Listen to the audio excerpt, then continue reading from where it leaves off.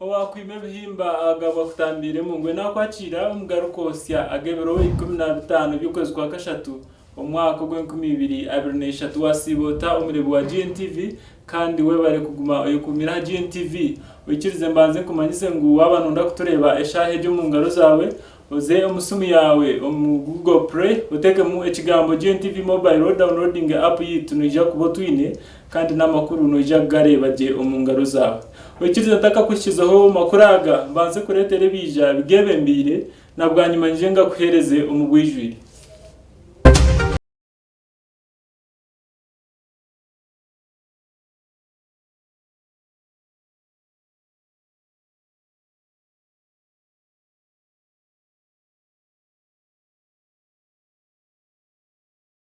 amizi hato mugera ahamwe nurabamu oti inenki tutashwekirwe mizi omugaruko serizoba abo kushishe byo buhangwa mwasya enshaho zanyu nizo zirashashure hatutiriwe cyo bakweta express penalty nkeyo kureba wavuga kubanguto bakakwemereza bakakutera ticket so hatecho nicyo twija ku ta emicwe mirungi umbabemba shwaka sasiro umwegego y'umukera obwe Uganda ero kujaguze myaka 25 yabona bashome abebembezi bashabwa kongera mamani kandi ubwaeri yanga omwezi wenganzi yiyanga rya Ethiopia nabandi ba minister b'enshonga zaheru yihanga batayiso muhandici w'amakago bwa mukuru wiyanga rya America Anthony okuganira ahakwitiriza endagano y'obusinje kandi omugebye mzano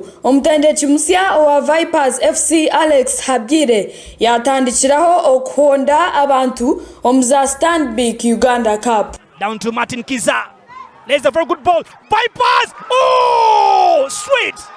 Nagand omugarukoti.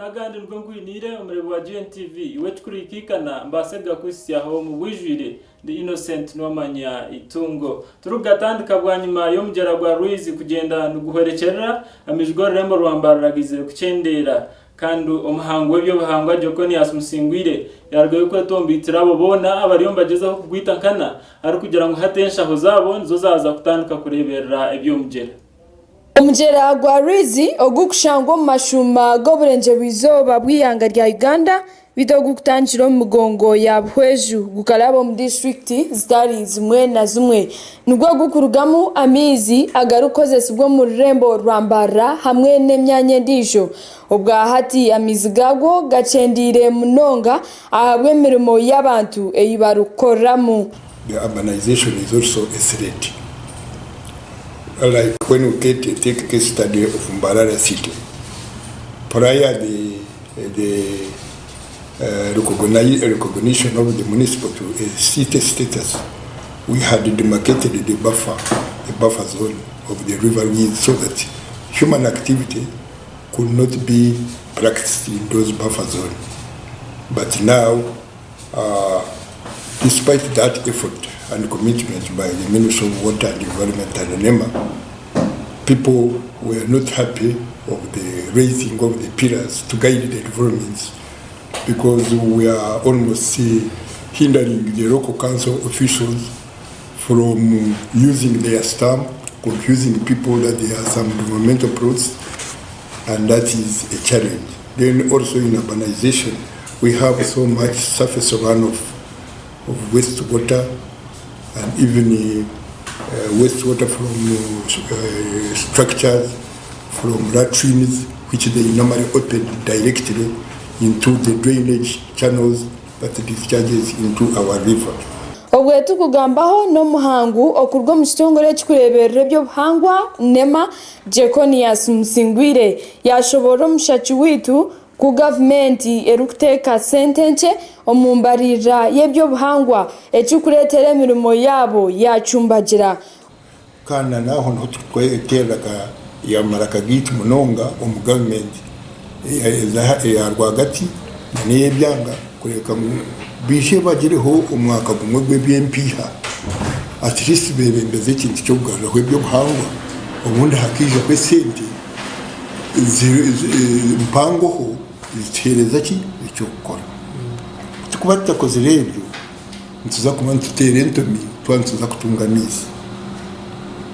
amizi hato mugera ahamwe nurabamo uti inenki tutashwikirwe mizi ubwo tubenzurwa umukanda kake cyo kumaza twaza mu cyande cyangu n'ikikopo cyo kuja kushanga ahapa nanka tap kiza kumura kandi tureba ngo rutaroro rwatabireho abife abama district agacu utera alakayi migaterere nduru ngwicyo tubona mizi kandi bo tuginde cyo bakudabata icyo bakubona umuringo go kurwanise bukorwa bi ebukorwa ahamjerogu abanema batiraho umutango ogurije kutandika gukora kibanza cyo kwakana 2023 aho omuntu arakwatwe nanaga obucupa narishina akora emirimo etakwikirizubwa ahamjerogu naza kuba nashashura esente abanyanga kurwa enyanga kurwa habiriho bundo buryo bututire kunke kisongore cyane hatutiriho cyo bakweta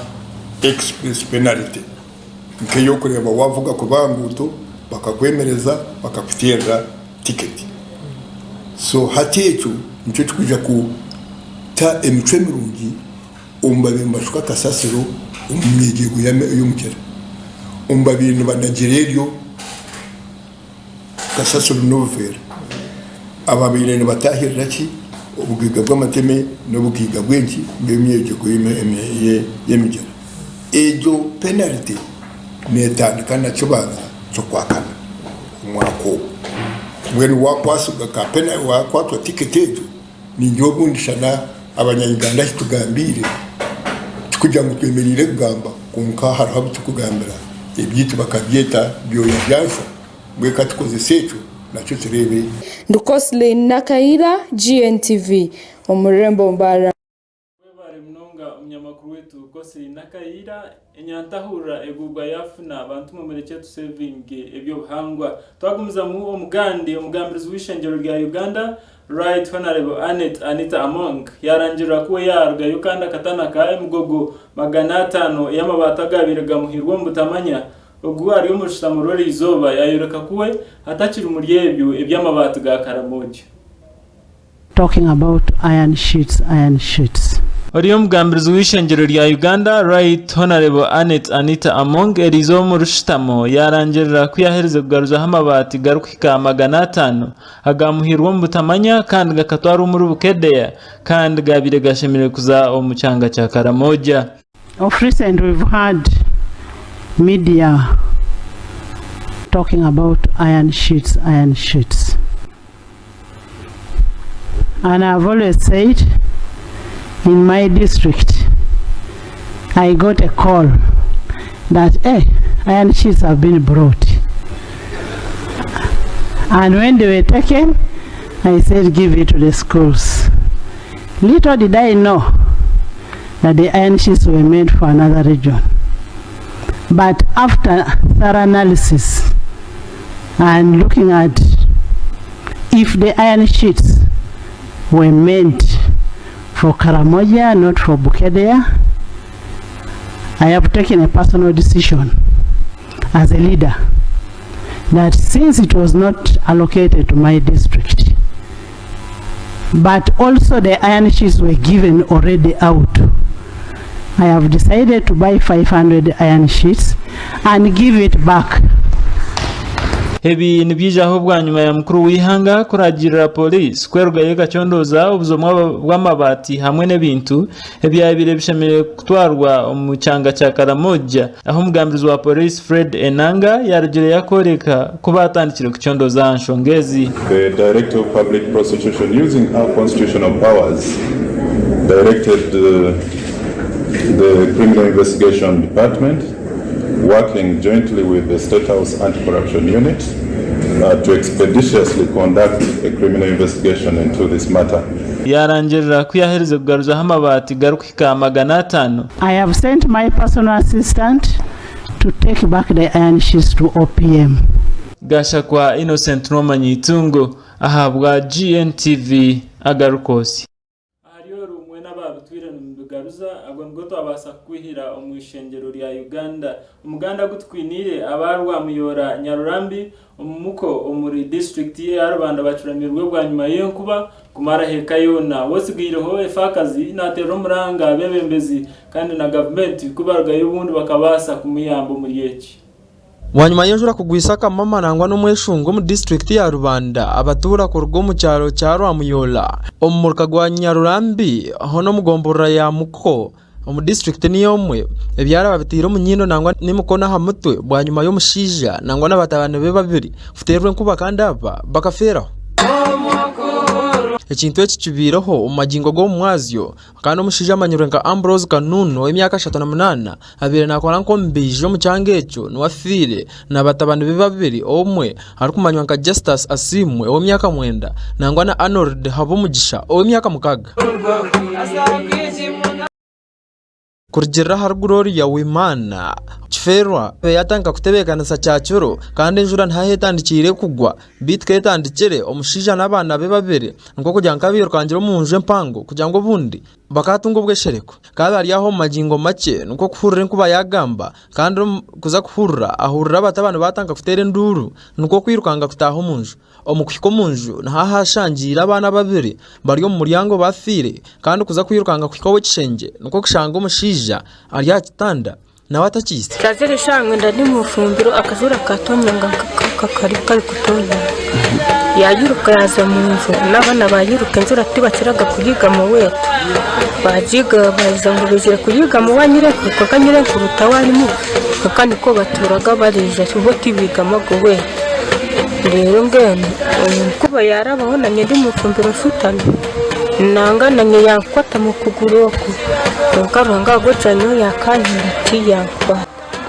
nibyo nahuriye abana bajyango bene ubutwa Kamisa kigambo cyo nahuriye ko bari kukigamba nabwo barawukwi ubu kandi kumukushobora nagiroga abana bagambira kandi yebeje kuba yayasa mu nzu ku yayashize mu nzu bita kakiko ryabeye n'isonda gengo kuko yakutireho kake kuza mu kitanda nashanga nawe buri kuwamo abana butatawe bino kuko nagire nahuriye cyo kigambo kusha ndagindeta abantu timukame cyo wakora nico wasima nico kinshimira yargaye yashaba government kubasa kumuyamba kumuhwera ahubwo kuba ubu hata kumanye cyarakore yahereze kuferwa family yeye yona takumanya no kwarabeho tahini sinakora narenda ko buyaje ubwo buyenze bwo narenda banyumbikere kenzi ningaba mpaka sente ngenda shuburiza ndabona ko narenda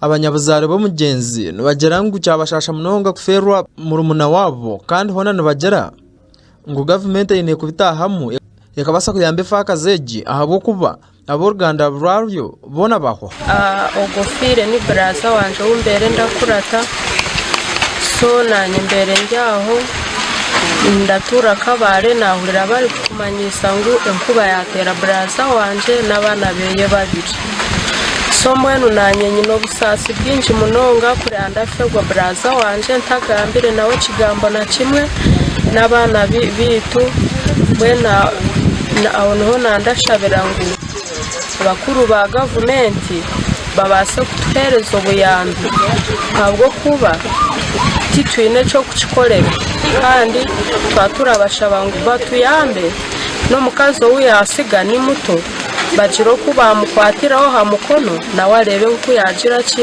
kuko yabo abantu baba batereshoka munonga reka tusize muka cyo bere tujyaho cyawurire nkurembeje rero cyatu kirizo kuturasiba nabo yayibisha atakarere rubiri umugamberezo wa police omucyanga cya Ruizi Ermate yargaye yahamya kugira ngo bahereze kwicereza emibere cyo kubasa kuzikwa bwa nyuma yo gukora ukukebera kandi nangwa bakaronda ikisere bakashangaba babe biserwe kuba death by lightning while the deceased this man with his two children were in the house they were struck by lightning on the 30th of this March at around 2 p.m. during a heavy downpour. It was fortunate that the woman was in the kitchen preparing for them a meal, and that's how she survived it. This area has been prone. It is prone to lightning. It's not the first time that it is happening at that side. It's unfortunate for it, the team, postmortem have been done, and the body is handed over to relatives for burial. Ehitwaza kurugira omwanya ogu twasiga batangiye kutebekanisa ebyo kushendekereza emibiri yaba kandi hona Ruhanga bakwase za asimika Jesse ahabwa GNTV agarukote tuhumuriza abekejo kandi nanabashatu ababasire kuterwa nkuba ntubendeza mukama kubahumuza omubusinge omugandi yagutwinire obwe mukoro yo kuzaguza empaka emyaka 25 yabona bashome yabanegendo meisho Erizoba Ismail Murindwa ogu director wa basic kandi hamwe na secondary education yasaba government hamwe n'abebembezi kutumbura ebyo gwegese na mununga ebya universal primary education. This year marks the 25th anniversary of implementation of universal primary education UP. Erizoba Uganda yabaneza guze myaka 25 yabona bashome ninga universal primary education kuhetandika no bamwe abarukakanisa government bizere bari kugitere binyanse nguthine cegatiri hangari ya Uganda bari kugira ngo bona bashome ebeire bona bakone. We are wondering if there is no repeating. These ones who totally failed, 1,900, the 2,000 who failed in Kampala, what is their fate? Because you have said, you have condemned them. They are in grade U, they are in grade X, they have not passed. Actually, even those in grade 4, I'm sorry to say, you are also failures. Grade 4, which school will you go to? Bakirire myara genda kivu batandike kunyakura bitsawo bw'abakyala. Batandike kuba butayimbwa musiramu areas. Batandike kubuka bikomera byamwe bababbe. Usanga akana katugwe kati nayinga kakambo. Ulaba kakambo ne kakusaba ekikumi kagala kwasandabirwa mu ya motoka. Obwana bwe kyawa kyawa. Kata tuongereko. Ibyo tuba tuzimba gwanga tuba tuzimbura kibuga. Kurugera hari Ismail Murindwa director wa basic hand hamwe na secondary education umuhendo gw'abari kuganyirwa omuntebeka nseji gweyongire kurga ahabukikuru bubiri n'icweka umwaka gwa 1997 kuzahabukikuru 8 n'obuceka mukaga obwambwenu ecyari kugira ngo iki nicyoreka entunguka in Uganda. In 1997 the NRM government launched UPE with the aim of providing free primary education to all children in the country. You remember we started with 4 and that was opened up to allow every learner that was qualifying to access and benefit from this program. Since then, significant progress has been made in improving access to education and increasing enrollment rates, especially for the girl child and the disadvantaged children. Over the last 5 years, the Ugandan government has invested heavily in education infrastructure, teacher training, and curriculum development. The government has also implemented various policies and programs aimed at increasing access to education, such as providing free textbooks and abolishing school fees for primary education for those learners who are in UPE schools. As we celebrate this important milestone, we recognize the contributions of all the stakeholders who have played a role in the success of UPE. including teachers, parents, civil society organizations like Plan International, our partners, one of our partners, other development partners, the private sector, the media, you people, you have made a significant contribution to the success of this program. Kandi weho na Hayret Chakha wa Plan International Group we yayongera kwereka ku okushoma kiriye kikwato cyentunguka omunsi yona. From the statement, ladies and gentlemen, we understand that the 25 years of UPE have really seen the annual enrollments increase by over 230%.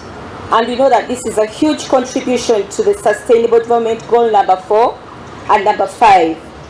And we know that Sustainable Development Goal number 4 is to ensure inclusive and equitable quality education and also promote lifelong learning opportunities for all children in Uganda.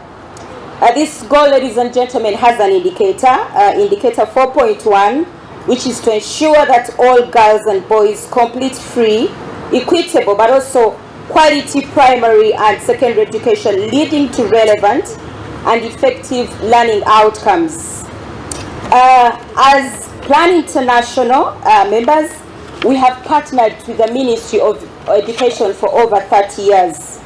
We have constructed a total of 106 new classrooms across 33 primary schools, and we have renovated 55 classrooms in the districts of Nebi, in the districts of Lida, Adjumani, Kamuli, Tororo, and others. I don't want to be the speaker for the day.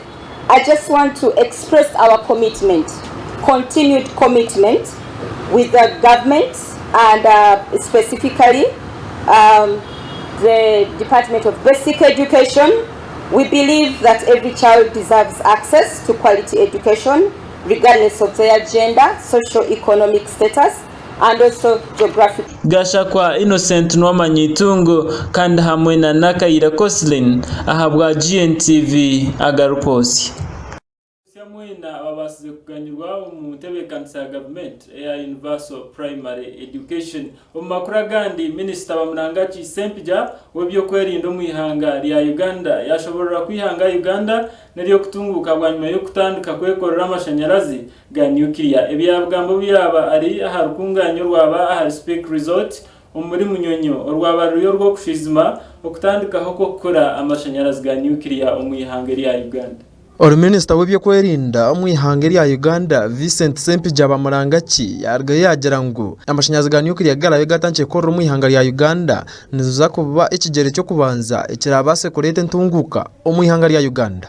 Amashanyarazi ga nuclear na gesente nke kurugera ryago amashanyarazi agitwa gaburijo aguturukozesa era kiyamba nti gufumya amashanyarazi mangi ate owo umaze okuwa obanga guddewo oluggi olw'amakolero kubanga nowakakolera akatono amasanyalaze asobola ogasasula gabeera cheap sayinza gasige gano getukozesa gano ga bbeeyi naye gano gabeera cheap kubanga ogateekamu sente omulundi gumu ebbanga eriddako oluvannyuma lw'emyaka ng'etaano mubanga abakozesa ag'obwereere n'olwekyo kirina omugaso munene nti ate gaba mangi nnyo ate nga gava mu kifo kimu kugamba toba nnyo weetaaga nnyo okukola omulaba tukola daamu nezibeera nga munene naguno munene naye era munene era gutwala sente nyingi naye gukolebwa omulundi gumu. Yayongera yagira ngo hona nabwe nikija kuba ikigere cyo kubanza ihanga Uganda kubasa kufuna umugisha nangwa no kutunga ebikozesa ebirabase kukora mubazi gwe kokoro ahabwo kubomba zogu nugukorwa kurwo mu nuclear. Sempija yagumiza abanya-Uganda ariko kugira ngo bareke kwerarikirira ahabwo kuba nuclear yayijo mu Uganda ne kwa nekozesebwa je biti batari nko kugira ngo nibakugikosa kubinka amahanga gandi na jangwa abona abemitima yabo yararikirire babase kwikikana akikola ne no waliwo n'obuntu obulala obuvaamu basobola okufulumya abakozesa nuclear obuyambo okujjanjaba kansa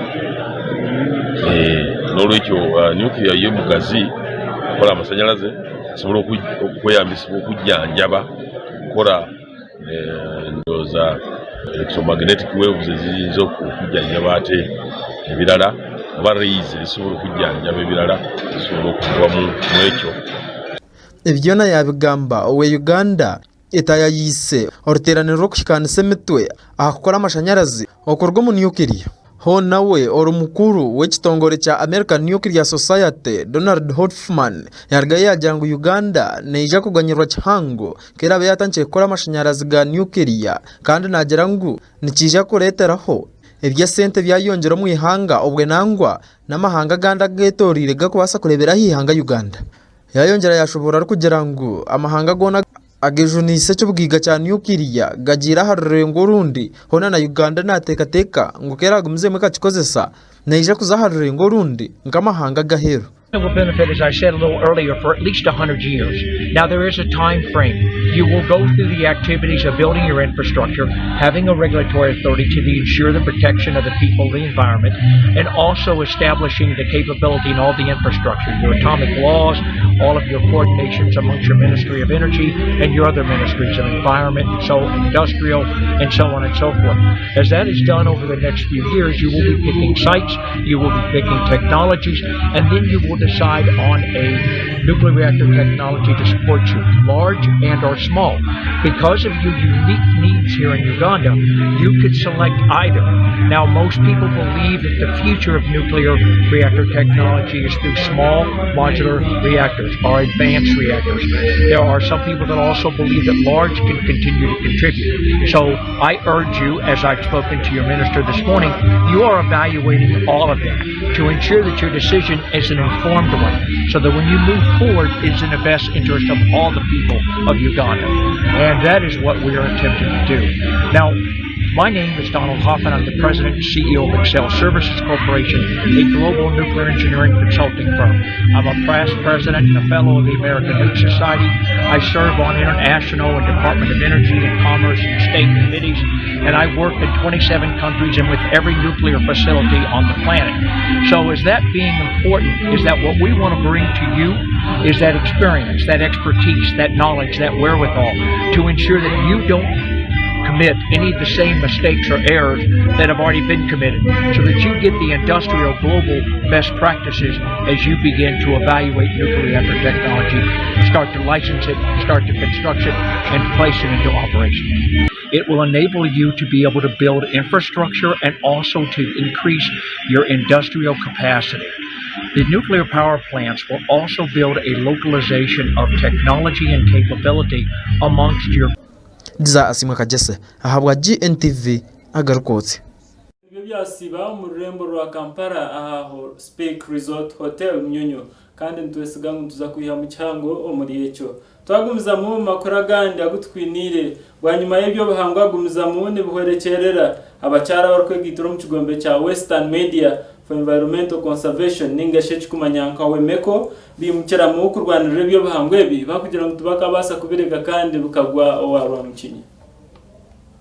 Abanyamuhurira b'abakazi abakwegitiro mu kibina cyabe cya Western Media for Environment and Conservation wemeko bargaye no kamzi ihanga bakugira ngo nibija kwataganisa n'abantu baburijo kubasa kurwanisa abo bona abarukushisho buhangwa bwensi nibagera ngo buhangwa bwensi bwine kumwa kandi nkarhango kuyabahangere nuko kutwine kubikuma. Equipped with the knowledge and skills on how they can develop story ideas, on how they can report about climate change, what they can report about environment. I know it is a very complex topic. You cannot discuss about it within a few days that we've had. But at least with the steps taken now, if it is a child, I understand right now they've taken now a step to start working and walk the talk when it comes to environmental conservation, environment issues, and then climate change. Omukuganira n'umunyamakuru witu abamwe mu rubo bargaye no kutameza bakugira ngo nibija kwataganisa n'abantu batari bamwe na bamwe kubasa kurwanisa ababona barahomba shisho buhangwa bwensi kandi nangwa no kongera kubukuma no kuburinda. Bagira ngo nibija kosa emitimbagano yabo kubasa gumana baravyaho butumwa mbo kubasa kushagika abo bona abarukurinda ubuhangwa bwensi. Encourage women female journalists to go to the field and bring out these voices of women. You know, women will understand issues that affect women. So it's better if we can go to the field and bring out these issues, and we record issues affecting women in relation to climate change. Let's talk about these issues. Let's get these voices. Let's get underreported stories. And this can only be done when we get out of comfort zones and we go to the field and we bring these stories. Kurjira harpita akuguzibwe alali orukwebembere kitongoreki nahigaba kazibone abari omurimo gw'obunyamahurire kugira ngo babase kosa buri kimwe cyone kibine kubasa kujumirira bona barkushisha obuhangwa bwensi kandi babase kosa bine kubasa kongera ahakubukuma. I've trained these women on podcasts. We have trained them on how to report on climate change issues, but a number of challenges have come out. But as many people have said, we don't need to stop here. We need to keep the fire burning. Hona bamwe ba member ab'ekitongoreki nibagirangu nibija kukoresa amana gabo nangwa n'obushobozi bwabo kubasa kurwanirira obuhangwa bwensi. Helped me to also involve other things like the climate in my programming, given the fact that I'm a radio presenter and I used not to take climate change or maybe environment things as an issue in my program, but I'll be including them in my programming. This particular training has really been good to me, that I've got to know about how I can use my social media platforms, not only just to post around about things that I see trending, but also to empower the community on things involving climate change. Za asimwe kagese ahabwa GNTV agarukose mnongo kugezaho kandi mukarwana amakazi yo kugira ngo mubundi mukakuma ebyo bahangwa bihangariye tu Uganda twagumiza mu Mugandi Ugandane yenda kutandika entebekanisa yakubasa kutungura byakarmagezi ningashe yabinji barukweta teknolojia kume byo bahanga kandi hamwe n'ebyentura y'abantu ebyagambwa enganzi yo bukama bwa Uganda Charles Peter Mayiga omukukinga ho ruterano rw'abembezi ba Uganda orutwire ahambuga zo bwakabakobu omurimengo omururembo Kampala.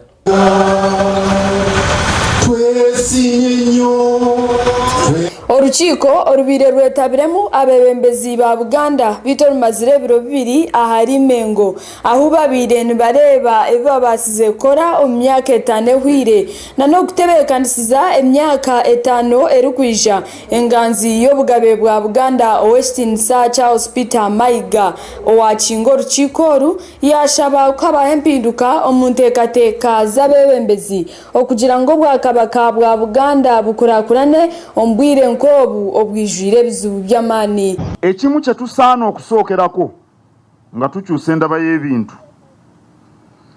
kwejjamu endowooza egamba nti tujja kufuna abatuwa oba abatuyamba.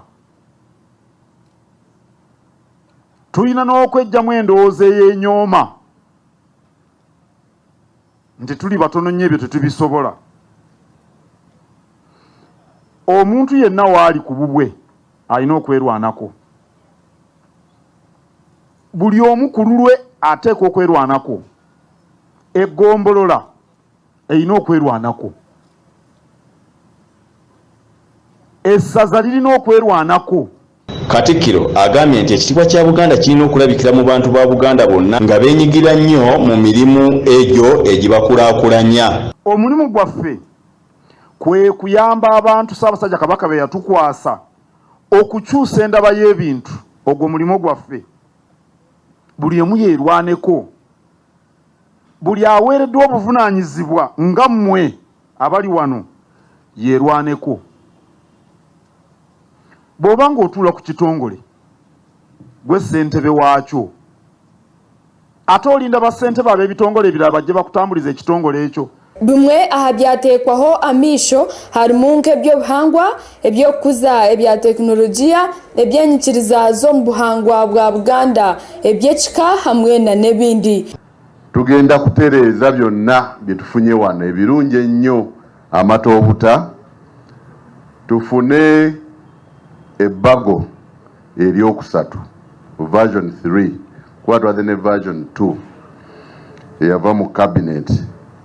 Tufune ebbaga eryokusatu, bwe tunaalifuna tuliwe cabinet ekakase oba eyongere okulongoosaamu. Tufune ebbaga eryokuna lye tugenda okutwala mu lukiiko commission. Lukiiko commission ejja tusobozesa olwo ng'emaze okuyitamu okufuna ebbaga erisembayo lye tunaayanjula mu lukiiko lwa Buganda. Olukiiko lwa Buganda lusobole okutongoza enteekateeka eno namutayiika. entebeekanisa egi ey'emyaka 5 eraakurateho n'ey'okutandika kukora omu kwezi kwa mushanju omwaka ogu. Ndukosilin Nakaira, GNTV omu Rurembo Mbara. Amajingo aga otwikirize tubanze tuhumureho kake tugaruka n'ekicweka kya kabiri eky'amakuru agarukosya otaruga GNTV kiri Innocent n'Wamanyitungo.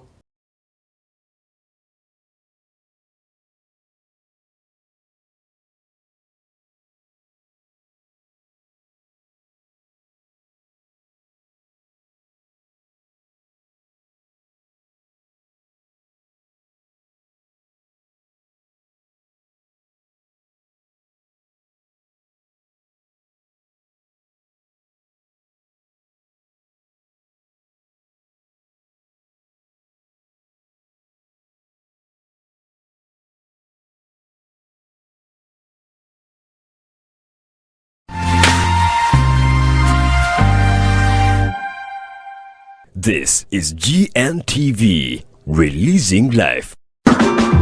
Oh my god, otureye cyetingo cyo kweshongora ninge ntalanta yo kweshongora. GNTV yakuritira umucegomani aho kuje kuri recording ya video or kweshongora hari GNTV. GNTV TV jo ninundi negara mamani okasindika namba yitu not mushanju not ibiri inkaganitano chenda na mwenda anana mukaga aka video kasinga abantu bishi no kuba no winninga audio yausha hamwe na video yausha tukore chishongoro orge mu muntu wa mani kosum shogo oyezori obenek superstar wa GNTV ebyona bishakirwe aba Lock Studios baka flag kuri byeshongoro hamwe na Vault Films.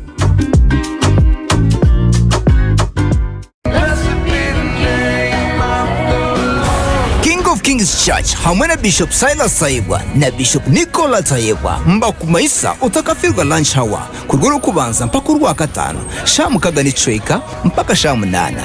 King of Kings Church ijaturamye hamwe simze hamwe kandi turabe hamwe ebikomere byona bikomoroche. King of Kings Church, loving God, loving you.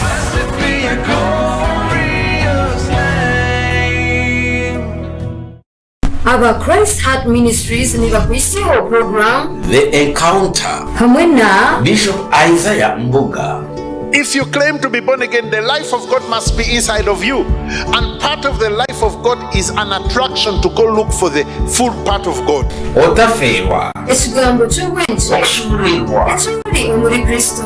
If God doesn't heal me, I can still do an operation. And then the gynecologist tells you, your womb has no capacity to carry. That's when people wake up and they want to pray. I would rather you pray now as though you have no option, so that anytime you're confronted with anything, you have the ability to withstand it by prayer. Program The Encounter buri Sunday kurugasha 12 kwisia shahemwe zomwa.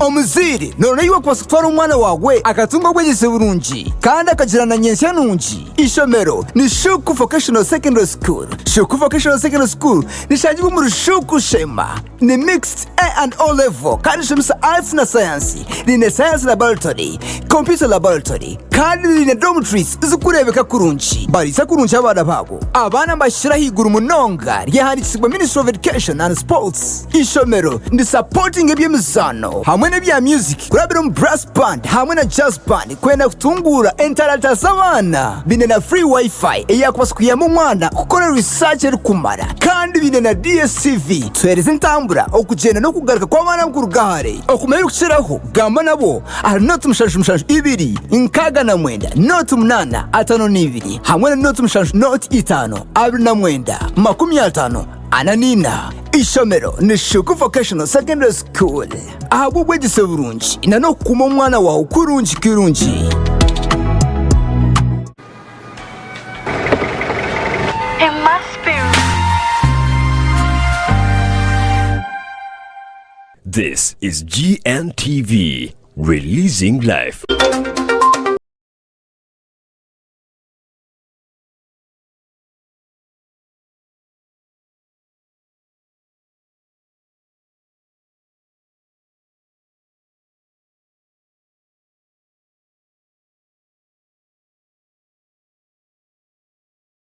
kabakama bitu ninyesiga ochemerwe na GNTV Innocent Noma Nyitungo kandi nakwakira umugaruko wose yakicweka cya kabiri aho nakuretera amakuru kurga aheru yihanga twandikira mu ihangari ya Democratic Republic ya Congo aba Medicines Sans Frontiers basibo muri Rubero hamwe na n'ikicweke cya Goma bari kusiyohereza abo byamagara abantu abateganisiwe abanyambundu ba M23 abantu barukika M15 baba basa kwikwaho kuhereza ubwo buhereza bubyamagara ahabo kuba abanyangarire munonga abo kutubakitura mu myanya yabi bashimwe ku bantu baturamo. Ekitongore cy'abashaho abanyambabazi cya Medicines Sans Frontiers ekiri kumanywanka abashaho abatine sharasharo nanga Doctors Without Borders izo bari hanyuma zoberekere ubutashemerwa habwenkwatanisa eri hagati y'abantu abakuzunanizwa okufutungura embereho y'abantu hamwe n'ibyaro ebiri kusangwa omucweka cya burwizoba bwihanga rya Democratic Republic ya Congo ahiye ekitongore kitari cya government kugira ngo abantu bari kurenga 15 bahungiro makagabo tibine butoro kandi nibashaba obiyambi omu mwanya ogwa Rubero omu matemba gorembo orwagoma hona nabwe omu matemba gecanga echa Kivu abantu bari kurenga 15 abahungire orutaro orya hagati y'amahegi hanga lya Kongo hamwe n'abahekera aba M23 nibatura omucweka ikibatine mbanywani esente nanguno bwa kuba amatsiko nuko ekitongore kiye cha Medicines Sans Frontiers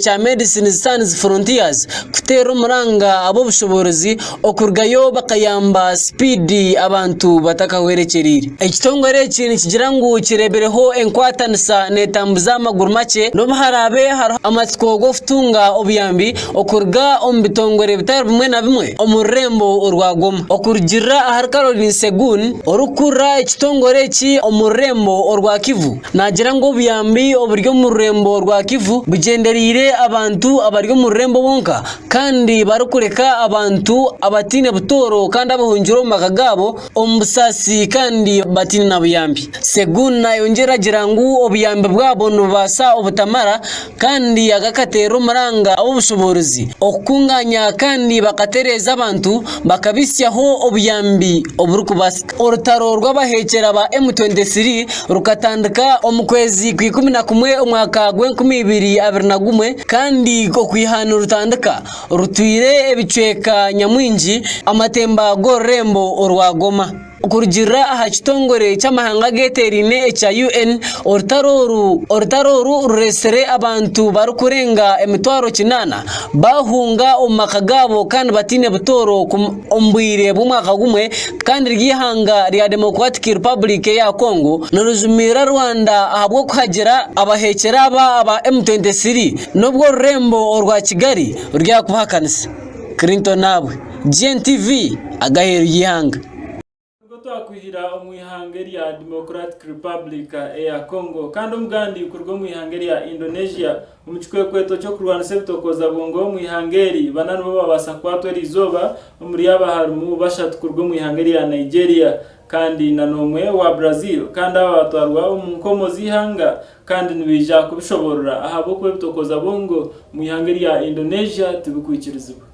abo bushoborozi omwihanga erya Indonesia erizoba nbagira ngo bakwata abantu bana aba Nigeria bashatu no Brazil omwe abambagezaho kufutasya ebitokoza bonko omurembo orwa Jakarta obaliremu no mu Nigeria omwe omizire ebijuma 12 ebirimu kilozi kurenge mweze bitakoza bonko ebya methamphetamine kandi ebishangirwe omunda ye omugambirizi wa polisi ahabwe cyanga ekya Jakarta aharukunganyo rw'abanyamakuru yagira ngo Brazil omwe n'aba Nigeria bashatu bakakwatwa ahagati yo kwezi uko kubanza hamwe no kwezi kwa kashatu ahacaye cyanyonyi ekyaseyo kano hata International Airport hamwe n'amakaminji agaryo mu cyanga ekya Jakarta ihanga erya Indonesia nugo mwanya ogurumwe ebitokoza bwonko byinji omuruburu rwizoba bw'amashuma gekizinga ekya Asia kandi ryineberagiro ebikwatire nebitokoza bwonko konka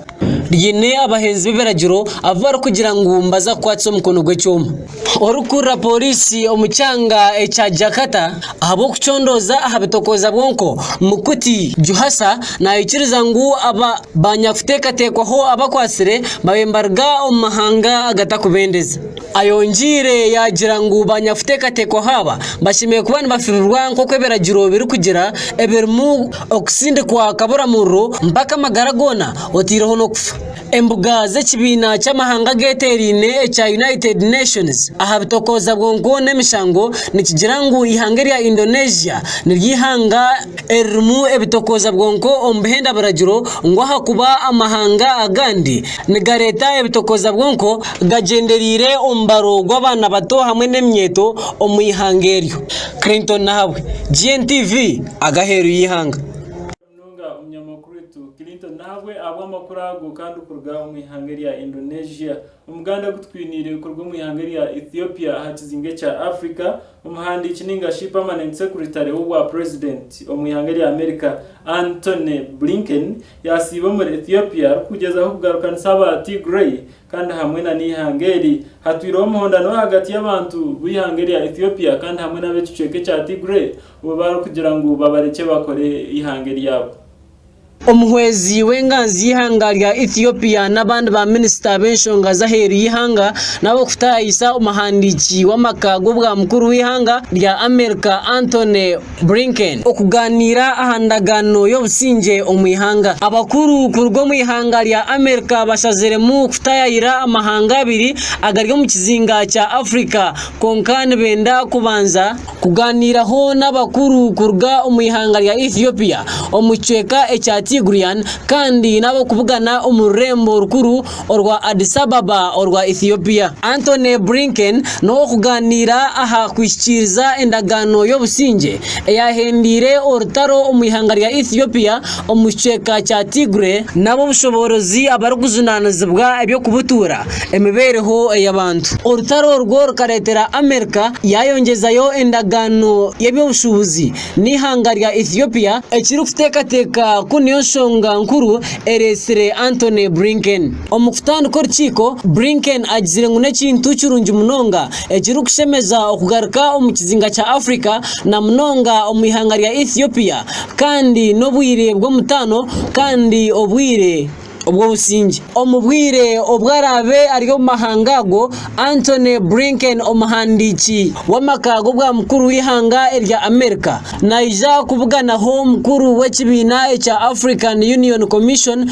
kuganira ahanshonga zitari zimwe na zimwe omurundi go kubanza go futayira ihanga rya Ethiopia omwaka ogu izoba erya nyencyakare 2016 byo kwa kashatu omuhandiki w'amakago bwa mukuru w'ihanga rya America Anthony Blinken no kubugabugana ho mukuru w'ihanga rya Ethiopia Mohamed Bazoum hamwe na minister Hassoum Masaudo omurembo niyame omuyihanga ndyo rumwe rya Ethiopia Clinton nabo GNTV agaheru yihanga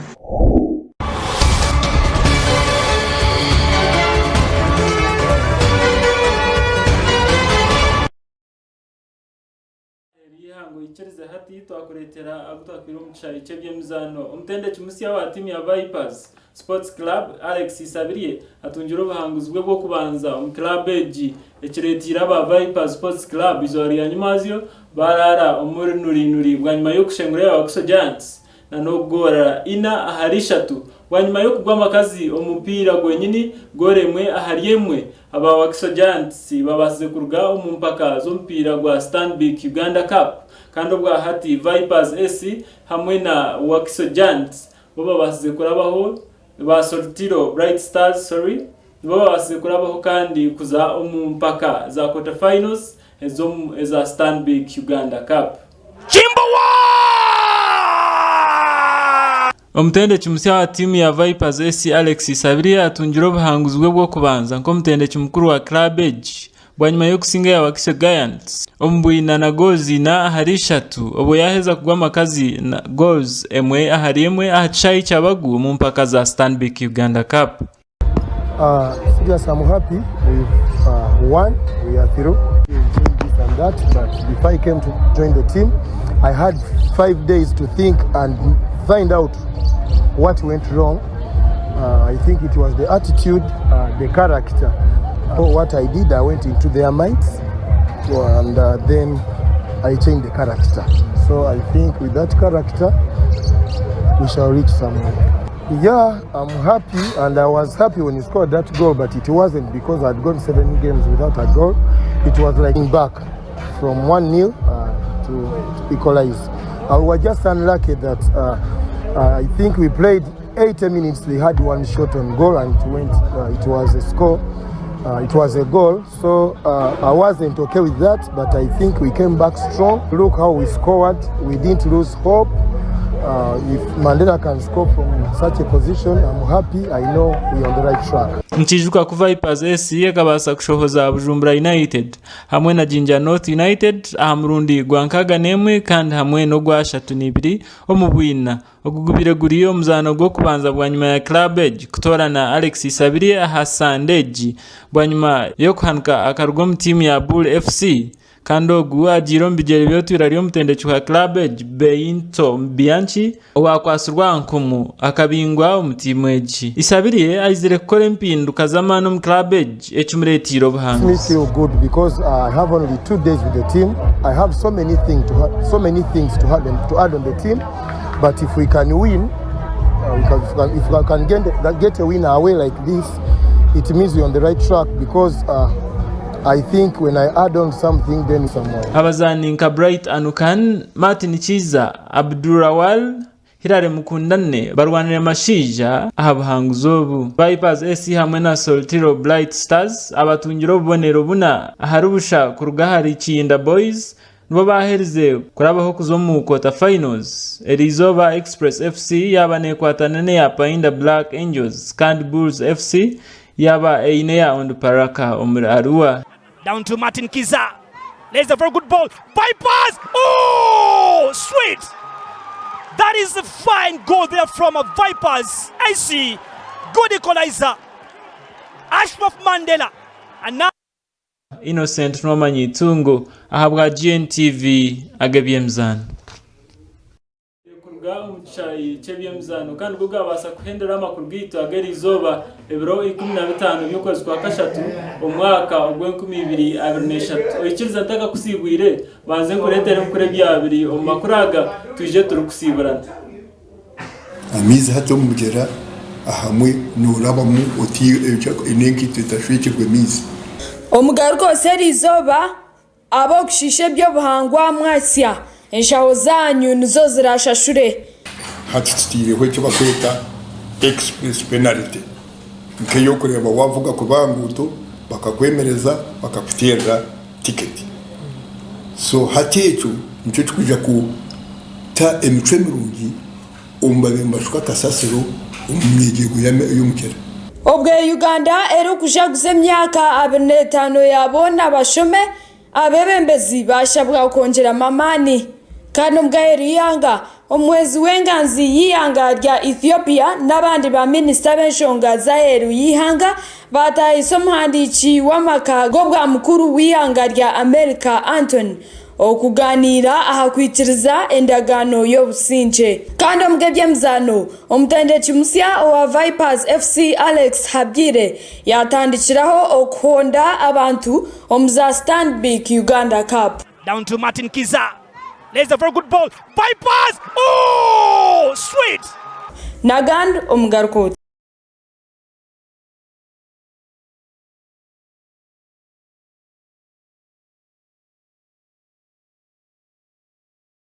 Owakushenyera no mutekeregabo ikize tugahenderera hageri izoba nabandi Innocent Nomanyitungo program erukurataho neya evening special yotaka giferwe chikuruguma ha GNTV shange ya mukutiyona Facebook Twitter TikTok kandi hamwe na Instagram YouTube ntubaturuho buruho ekikuriwe yekwatire GNTV ahabo kuba we release live ntkwendeza cyo kirungi mukama kume orare no busingi 2 weeks.